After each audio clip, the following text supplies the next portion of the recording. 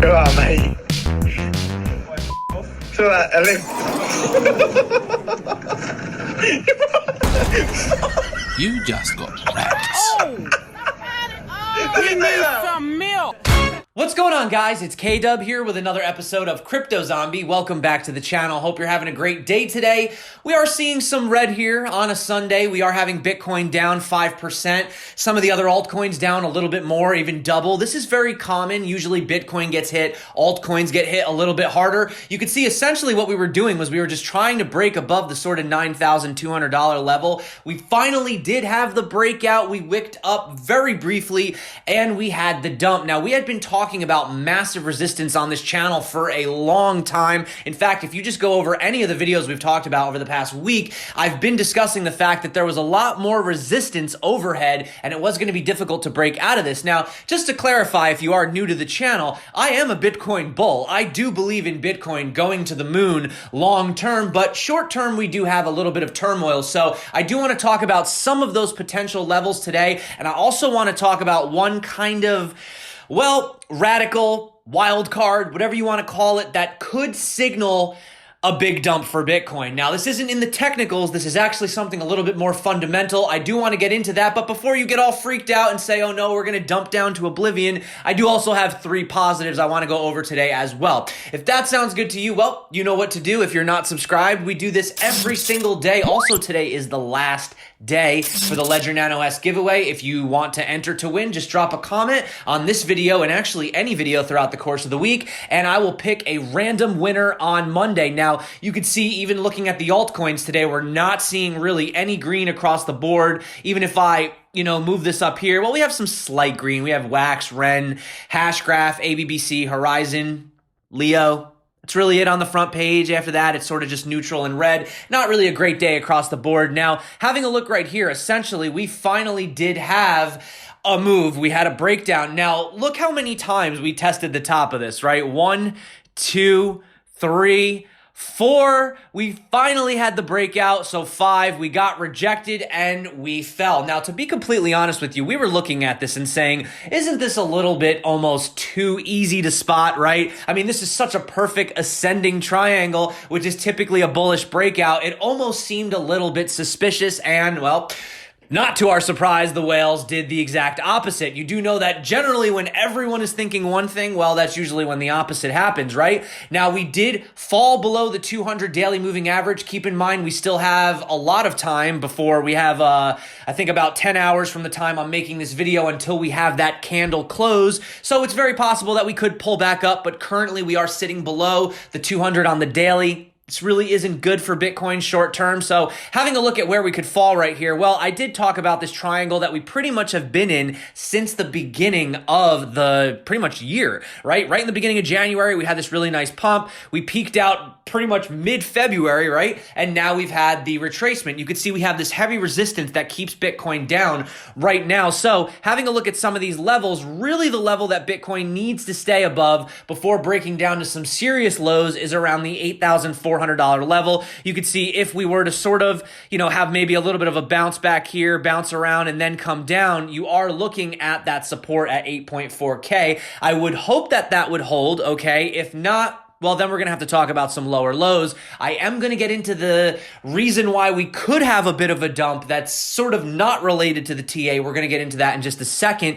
But we have spoken about the fact that we were looking at this envelope. We did have a bounce back, but we got held down by the basis. Now, if you've been watching the channel for the past week, past 2 weeks, we've been talking about a potential head and shoulders pattern, right? We've been talking about this. This is the head, this is the shoulder, and this is the other potential shoulder right here. Now, you are going to come to an apex around kind of the 3rd week of April, where we have this resistance meeting this support, and you could be looking for a breakout then, but we also have another reason why we could have more of a dump, right? Now, having a look at some of these levels, if we were to fall through that, we have some support down here, which we had during the triple bottom. If we were to fall straight down today, that's around 7.6K. And like I said, guys, the 7.2K level for me, because it really is that sort of legacy trend line that we started putting in way back here in the beginning of 2019, well, that level would be down to around, like I said, 7.2K, which is why I don't think Bitcoin is going below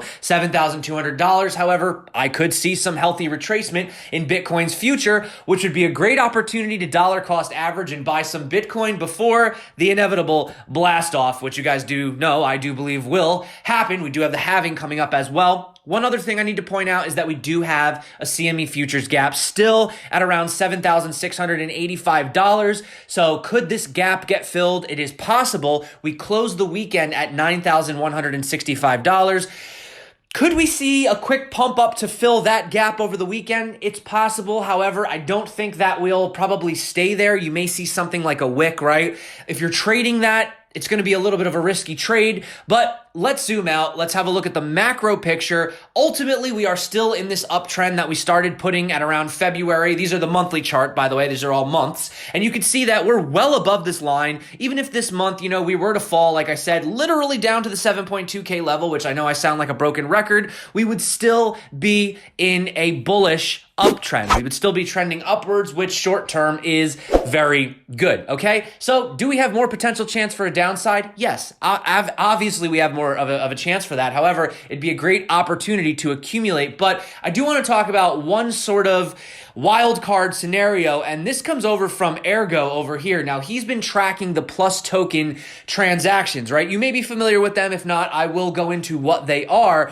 They were a scam. They were a Ponzi, okay? And some people think that they were 100% responsible for the pump right here, because just to kind of break this down to you before we get into the news, right here, this top was basically when you could see, according to this chart, PlusToken was shut down by law enforcement. And right here, before we had the dump in September, they actually cashed out 34 million. So you could see right here, they had a bit of a cash out. Right here, they got shut down. And actually right here, after the China pump, well, there was a bit of downward selling pressure. You could see there was some selling going on there as well. So unfortunately, these guys may have had a bit of an influence on the market. You can see they get shut down. We have a dump. They have a massive sell-off. They have a dump. And then we have another spike in sell-off and a dump as well. So getting back to the news, it does look like there's 13,000 Bitcoin from PlusToken Mixer deposits in the last 24 hours. Almost all previous Mixer deposit change has entered into mixing, confirming Ergo's theory. So they might be setting up for a potential sell-off. Now, this is all just speculation. We have no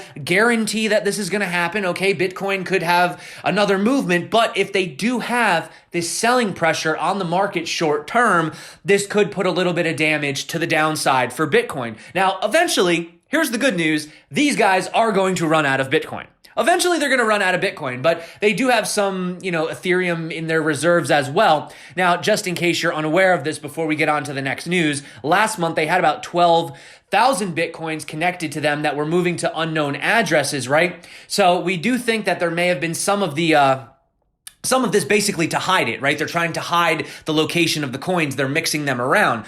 Now, they are reported to be the largest scam to date, even bigger than the infamous BitConnect, right? Advertised as a wallet and investment service, they say it was nothing more than a Ponzi scheme. It promised secure storage as well as extremely high rates of return. That should have been a red flag, right? The PlusToken operators had 200,000 Bitcoins as well as big sums of Ethereum. So it does still seem like they could have a lot more of this in reserve. Doesn't seem like we're out of the water yet, but let me know what you guys think about that. Do you think that this is something to worry about? I mean, if they do start to dump these on the markets, it could put some short-term pressure on Bitcoin. But realistically speaking, it's a blessing in disguise, right? It's just an opportunity to dollar cost average more Bitcoin if that's what you believe in. If not, what are you watching this channel for?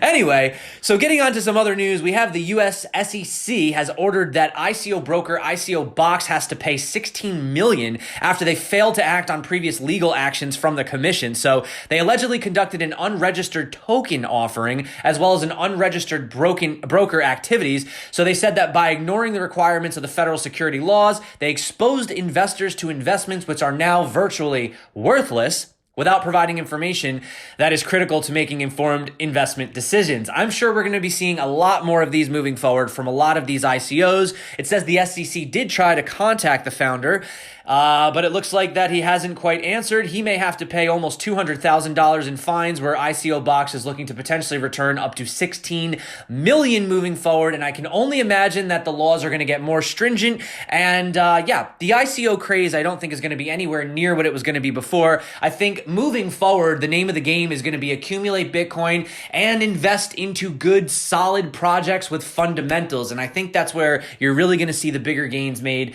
as we progress forward. Now, we do have, unfortunately, two major crypto conferences in the US have been affected by the virus that shall not be named, because I don't want to get my video demonetized. Bitcoin 2020, which was scheduled for March 27th, has moved to Q3 of 2020, and the Chamber of Digital Commerce also postponed next week's DC Blockchain Summit 2020 conference. I do wonder what they're going to do for consensus in New York. That's usually the big one. Usually that happens in May, so I get pretty excited to go to that one.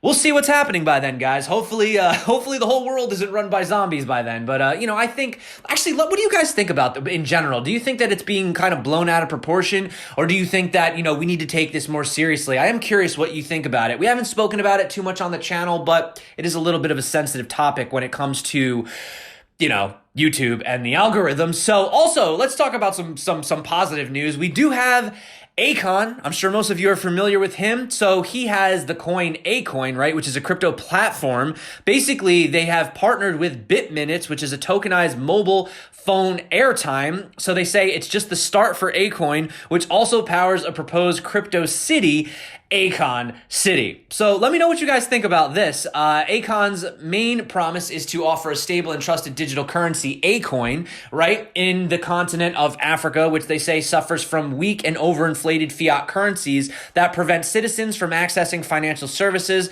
Western countries take for granted. Now, I am interested why they're not using something maybe like Bitcoin or Ethereum or something like that, but I guess that's a question we should ask Akon.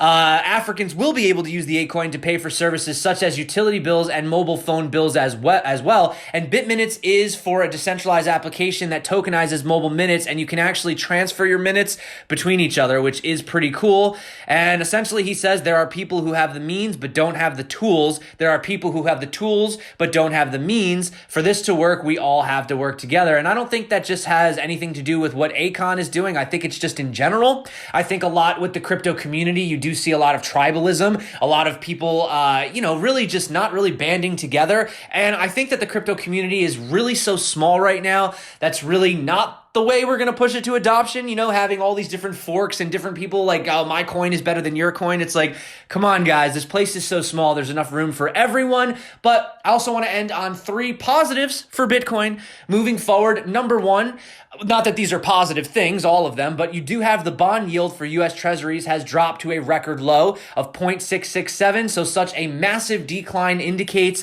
substantial market fear. We discussed this in yesterday's video, right? Second, just to mention, we do have mortgage rates dropping to an all-time low of 3.29. Additionally, new mortgage applications have risen 10%. However, the number of home buyers has not necessarily indicated sales, which were off for the month and could still decline as the virus, which shall not be named, fears continue.